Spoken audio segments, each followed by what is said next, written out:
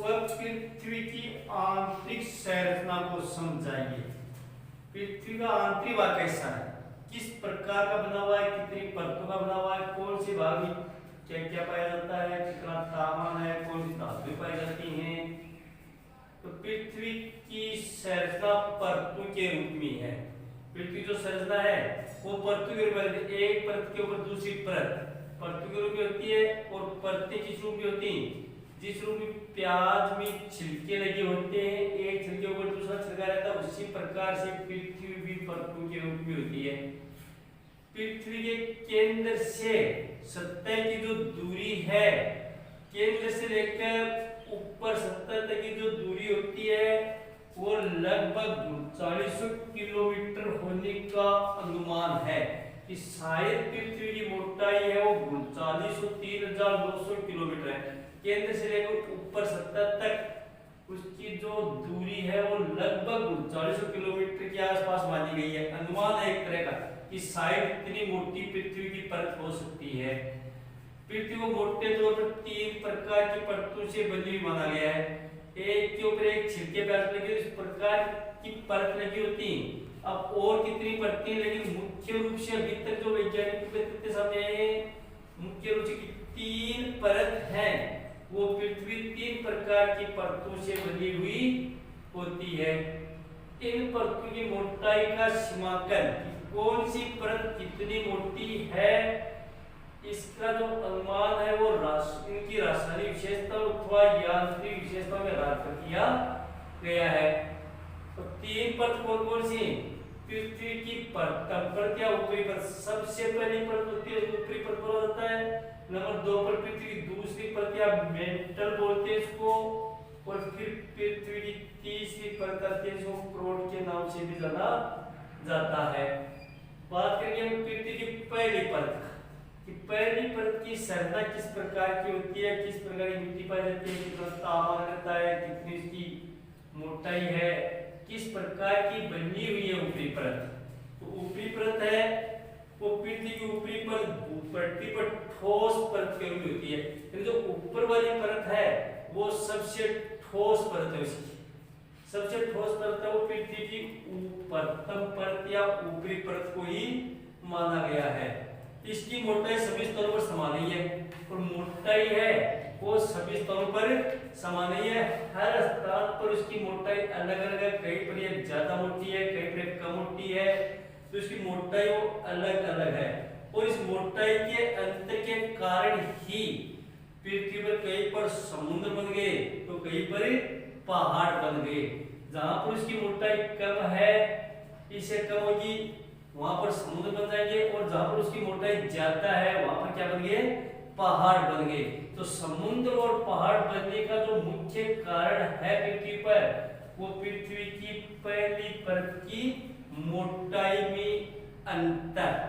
पृथ्वी पर समुद्र और पहाड़ क्यों बने, इसका जो मेन कारण है वो मुख्य जो कारण है वो कारण है पृथ्वी की ऊपरी परत या प्रथम परत की मोटाई में अंतर होना। सब जगह उसकी मोटाई एक जैसी नहीं होना। जहां पर कम मोटी है वहां पर समुद्र बन गए और जहां पर उसकी मोटाई ज्यादा है वहां पर क्या बन गए, पहाड़ बन गए। भूतल 2 भागों में बांटा जाता है। भूतल को कितने भागों में बांटा गया है, 2 भागों में बांटा गया है। एक है जलमंडल और दूसरा है स्थलमंडल। एक जलमंडल और दूसरा स्थलमंडल। वायुमंडल है वो स्थलमंडल का ही भाग है। स्थलमंडल का अधिकांश भाग मृदा से बना होता है। जो नाव स्थलमंडल है तो स्थलमंडल का लगभग जो भाग होता है वो मृदा से बना हुआ होता है। जल थल व वायुमंडल का वह भाग जिसमें जीवन पाया जाता है उसको जैव मंडल के नाम से जाना जाता है। यानी मिट्टी से मृदा से बने भाग को स्थलमंडल कहते हैं। जहां पर जल पाया जाता है उसको जलमंडल बोलते हैं। वायु का आवरण होता है उसको वायुमंडल बोलते हैं। और तीनों जो भाग होते हैं जल, थल और वायु, तीनों मंडलों को मिला करके सामूहिक रूप से क्या नाम दिया गया है, जैव मंडल नाम दिया है। क्योंकि जल में भी जीव रहते हैं, स्थल में भी जीव रहते हैं और वायु में जीव विचरण करते हैं। तो तीनों को सामूहिक रूप से मिला करके ऐसी परिभाषा बना दी कि जल थल स्थल जहाँ पर जीवन पाया जाता है उसको क्या बोलते हैं, जैव मंडल के नाम से जाना जाता है। जैव मंडल भूपट्टी का लगभग 70% भाग है वो जल से ढका हुआ होता है। तो भूपट्टी जो ऊपरी परत है पृथ्वी की उसका लगभग 70% भाग है वो किससे, जल से ढका हुआ है। और शेष जो 30% भाग है वो किससे बना हुआ है, वो स्थल से बना हुआ है। स्थल 70% भाग, ये जो पहली परत है इसका 70% भाग जल से ढका हुआ है और शेष जो 30% भाग है वहां पर क्या है, स्थल है। पृथ्वी ठंडे होने के साथ ही भूपट्टी भी विशाल चट्टान खंडों में बदल गया। तो जैसे जैसे शुरुआत में जब पृथ्वी बनी थी सूर्य से टूट कर जब अलग हुई थी उस उसका तापमान काफी अधिक था। वो अगले यहाँ पर गिरेगा कितना तापमान रखेगा, तो उसमें तापमान ज्यादा था, कोई जीवन संभव नहीं था। तो जैसे जैसे जैसे जैसे ठंडी होती गई विशाल चट्टानों का निर्माण होता गया। इन विशाल चट्टान खंडों को क्या बोलते हैं, विवर्तनिक प्लेटें, इसी को बोला जाता है। विवर्तनिक शक्तियां अंदर होती है वो आगे बताएगा। और यहाँ पर है विवर्तनिक प्लेटें। तो विवर्तनिक प्लेटें क्या होती है, पृथ्वी में जो चट्टान होती है, बड़ी बड़ी जो चट्टान है उन चट्टानों को सामूहिक रूप से विवर्तनिक प्लेटें कहा जाता है। ये बात है पृथ्वी में कितनी विवर्तनिक प्लेटें पाई जाती है, उनको विवर्तनिक प्लेटें कहते हैं। महाद्वीप इन्हीं विवर्तनिक प्लेटों में स्थित होता है। महाद्वीप पर पाया जाता है धरती पर, जहां पर विवर्तनिक प्लेटें पाई जाती हैं वहां पर क्या पाए जाते हैं, महाद्वीप पाए जाते हैं। विवर्तनिक प्लेटें धीरे धीरे खिसकती रहती हैं, ये एक जगह स्थिर रहती हैं, ये जगह जगह धीरे धीरे खिसकती रहती हैं।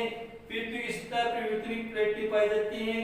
प्रारंभ में जब विवर्तनिक प्लेटें हल्की थी तो क्या हुआ था, तो इनकी गति क्या थी, तेज होती थी। लेकिन जैसे जैसे विवर्तनिक प्लेटें बड़ी होती गई उनकी गति भी कम होती गई। तो ये तो आपके पहली परत। तो पहली परत में मैन रूप से कोई बात बची आई है कि परत है, वहां पर समुद्र पाए जाते हैं, चट्टान पाई जाती हैं, विवर्तनिक प्लेटें इसी परत में पाई जाती हैं।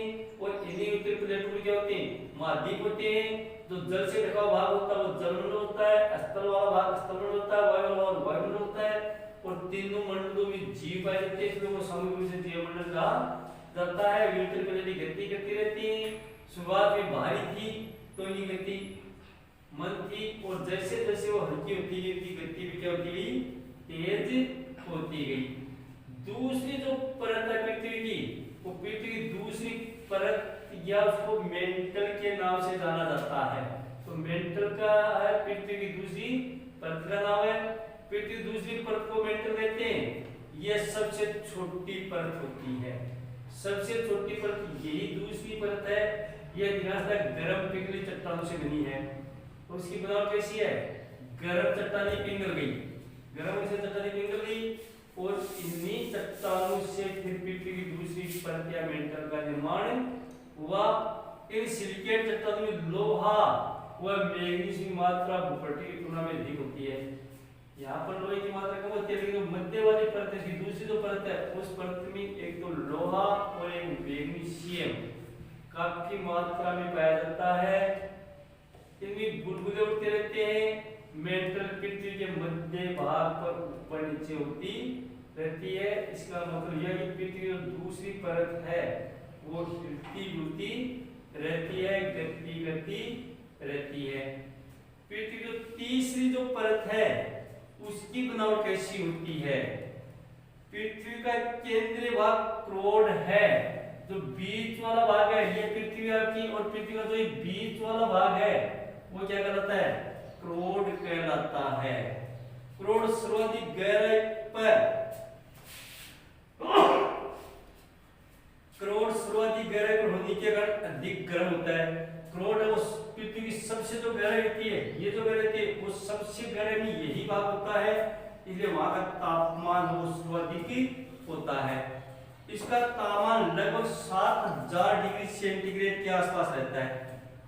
क्रोड भाग का जो तापमान है वो लगभग 7000 डिग्री सेंटीग्रेड के आसपास रहता है। इतना गर्म भाग होता है पृथ्वी का आंतरिक भाग। पृथ्वी के क्रोड को दो भागों में बांटा जाता है। अंदर वाला क्रोड ठोस माना जाता है और ये शुद्ध लोहे का बना हुआ होता है। आंतरिक जो भाग है पृथ्वी का क्रोड वाला वो दो भागों से बनकर बना होता है। जो आंतरिक भाग है वो ठोस माना जाता है और शुद्ध लोहे का बना हुआ होता है। कुछ वैज्ञानिक इस भाग में सोना व प्लेटिनम होने की संभावना प्रकट की है। वैज्ञानिक अनुमान है कि शायद पृथ्वी का जो क्रोड वाला भाग है वहां पर प्रचुर मात्रा में सोना और प्लेटिनम पाया जाता है। बाह्य क्रोड तरल है और जो बाह्य भाग है क्रोड का वो तरल रूप में होता है। इसमें लोहा व निकेल प्रमुखता से पाया जाता है। तो लोहा भी है और निकेल लोहा यहाँ पर भी है, यहाँ पर भी है और यहाँ पर भी है। इसलिए कल प्रश्न लिखा था कि पृथ्वी पर सर्वाधिक मात्रा में कौन सी धातु होती है, कौन सा धातु पाया जाता है? लोहा वो सबसे ज्यादा पाया जाता है। इसके बाद में नंबर किसका आता है? एल्यूमीनियम का लोहा क्यों पाया जाता है? क्योंकि लोहा ऊपरी परत में भी लोहे की मात्रा है, यहाँ पर भी लोहा प्रचुर मात्रा में पाया जाता है और इस भाग में भी लोहा प्रचुर मात्रा में पाया जाता है। तीनों भागों में लोहा प्रचुर मात्रा में पाया जाता है। इसलिए पृथ्वी पर सबसे ज्यादा मात्रा में कौन सा पाया जाता है? लोहा पाया जाता है। क्रोड पृथ्वी का सबसे सटीक भाग होता है। इसका घनत्व भूपट्टी की तुलना में क्या होता है? अधिक होता है। भूपट्टी के चुंबकत्व का कारण है वो क्रोड ही है। जो चुंबकत्व का गुण पाया जाता है पृथ्वी में वो चुंबकता गुण है, वो भी भूपट्टी है। केंद्रीय भाग में पृथ्वी के नीचे केंद्र में बल होता है जिसको अथवा ये चुंबकत्व गुण कहा जाता है। तो जो चुंबकीय गुण है वो चुंबकीय गुण है वो पृथ्वी का जो सबसे निचली परत होती है, जो तीसरी परत है, तीसरी परत का जो क्रोड भाग है वहां पर चुंबकत्व का गुण पाया जाता है। पृथ्वी की रासायनिक संरचना उल्काओं के समान है। जिस तरह से उल्का बनी हुई उसी प्रकार की रासायनिक संरचना पृथ्वी की भी है। अतः पृथ्वी को भी एक बड़ी उल्का कहा जा सकता है। तो पृथ्वी को भी एक उल्का ही माना गया क्योंकि उसकी संरचना है वो अन्य जो उल्का पिंड है उसके समान ही होता है। तो ये तो आपकी पृथ्वी की संरचना हुई। कितनी सत्या किसे कहते हैं और कितने प्रकार की होती हैं? तो परिभाषा में ये लिखेंगे कि इस प्रकार की शक्तियां पृथ्वी की सतह को बदलने के लिए निरंतर कार्य करती हैं।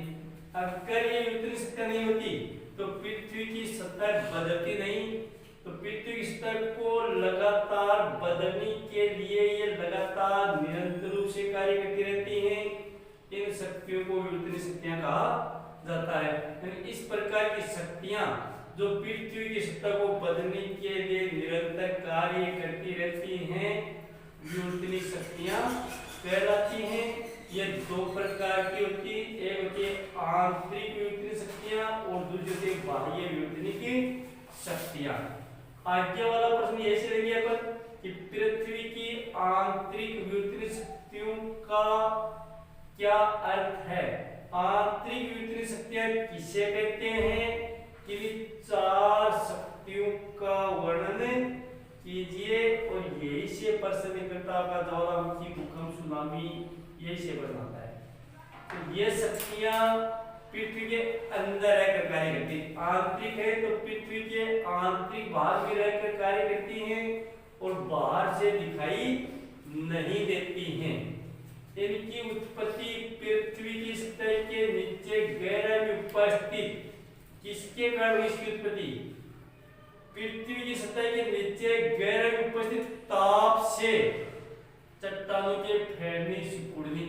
पहला काम तो ये कि पृथ्वी के नीचे गहराई में जो ताप अभी थोड़े से देगा तो 7 डिग्री सेंटीग्रेड तापमान होता है।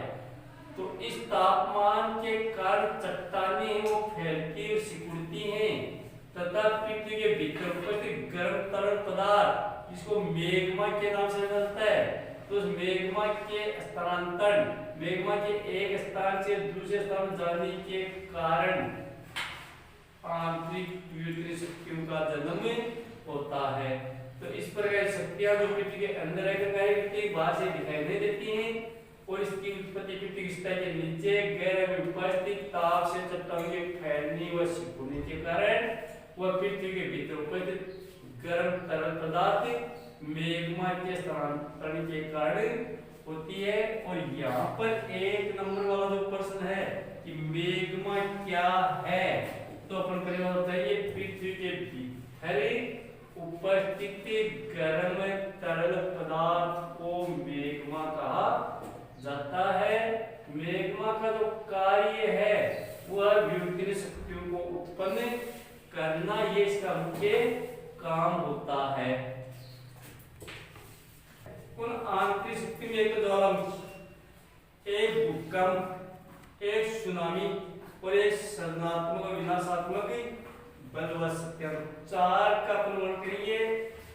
ये जो तीन है उनको देखना, कॉपी जहां पर को गहरा रंग किस प्रकार की हो वो बोर्ड का प्रश्न, कॉपी किसमें देखा हुआ नीचे जो कलर से लाइन है वो बोर्ड का प्रश्न है। तो ज्वालामुखी का वर्णन करेंगे हम सबसे पहले। ज्वालामुखी क्या होती है, कैसे इसकी उत्पत्ति होती है, कब वो आती है, क्या क्या इनसे लाभ होता है, क्या क्या इनसे हानि होती है। ज्वालामुखी से हानियां भी होती हैं और ज्वालामुखी से कुछ लाभ भी होते हैं। कैसे इसकी उत्पत्ति होती है, पृथ्वी के अंदर होने वाली हलचल के कारण, पृथ्वी के अंदर जो बल होता है उस बल के कारण, या जो विद्युतीय प्लेटें होती है प्लेटों के खिसकने के कारण, या जो चट्टानें होती है चट्टानों के फैलने और सिकुड़ने के कारण जो हलचल होती है, उस हलचल के कारण धरती वो हिलने लगती है।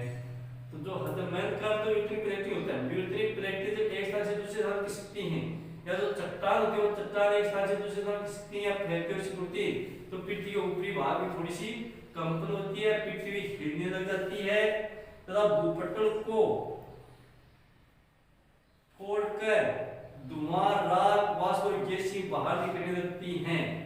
इसी का नाम क्या होता है, ज्वालामुखी। क्या क्या आता है बाहर, जैसे हलचल होती है तो भूपट्टी है वो फट जाती है ऊपर से, और फटने से क्या आता है, धुआं, राख, वाष्प और गैसें बाहर निकलने लगती है।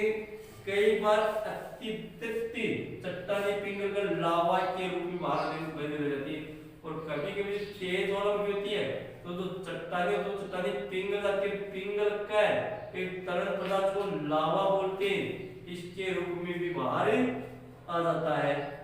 पृथ्वी सतह पर बंदे मुख से ज्वाला निकलने के कारण इसका हिंदी का नाम क्या पड़ा, ज्वालामुखी पड़ा। मुख से ज्वाला जो भाप निकलती है, ताप निकलता है, उसी ताप और वाष्प के कारण इसका नाम ज्वालामुखी पड़ गया। हिंदी में इसको ज्वालामुखी के नाम से बोलते हैं, और अंग्रेजी में वोल्केनो नाम, वोल्केनो द्वीप के नाम पर पड़ा। अंग्रेजी इसको वोल्केनो बोलते हैं। वोल्केनो नाम का एक द्वीप था, सबसे पहले ज्वालामुखी इसी वोल्केनो द्वीप पर आई थी, इसलिए अंग्रेजी इसका नाम वोल्केनो रख दिया और हिंदी में इसका नाम ज्वालामुखी रख दिया।